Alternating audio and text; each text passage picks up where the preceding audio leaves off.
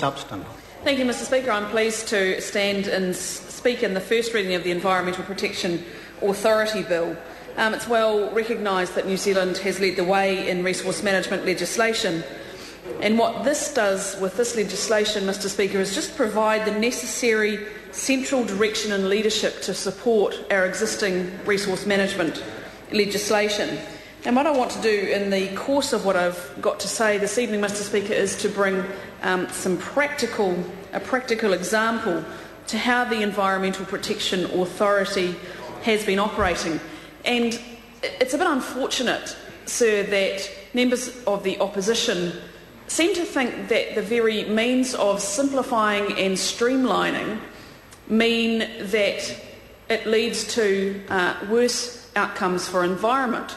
Well, this side of the House, sir, does actually agree that we are able to reduce bureaucracy, reduce red tape, get important projects underway without any degradation to the environment. So they're joining some dots that aren't there, and this side of the House is proud to have a reputation, to have a record of reforming resource management legislation, to put something in place that provides greater central direction to make sure that our pristine environment, of which we are all so proud, continues to be protected, and at the same time have the ability to create jobs and build infrastructure that this country so desperately needs. And I think the other thing that did concern me a tad was hearing one of the opposition speakers talk about the fact that the EPA reduces democracy, and I thought, well, clearly he doesn't actually understand what this piece of legislation is about. And if you look at any examples, one of which I'm going to talk about in a little bit is the Contact Energy Tauhara No. 2 plant in my electorate. There's no reduction in democracy, so I was a little perturbed that perhaps that member hadn't read the bill or understood what the Environmental Protection Authority is actually all about. And if you look at some of the organisations who are supportive of this work, I thought one that was worth quoting is the Environment Defence Society Chairman Gary Taylor, who's known for his work, his tireless work, lobbying all sides of the House to ensure that our environment is protected. And his words are to say that the EPA is to become the national environmental regulator, and it's vital that it is free from political influence.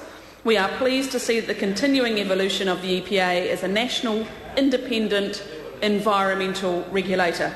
So we have some strong supporters with this legislation, and the Green member that spoke before me also said that the Green Party support the setting up of this type of authority, and so I shall look forward to their input in the Select Committee process.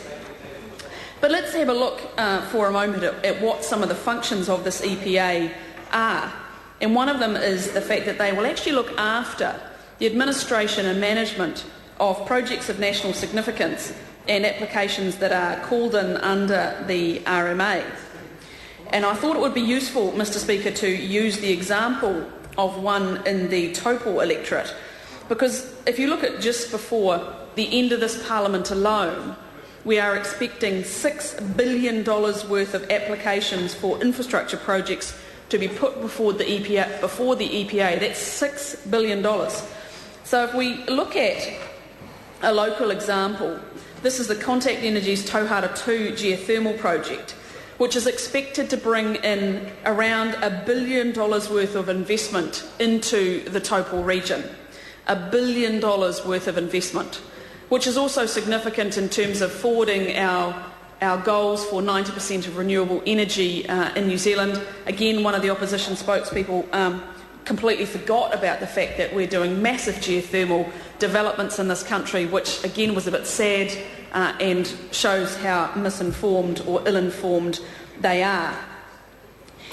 And so looking at the timing of this application, Mr Speaker, this means that an application of a project of this size will be turned around in less than 9 months.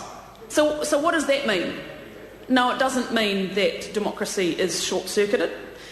No, it doesn't mean that people don't have to have their input.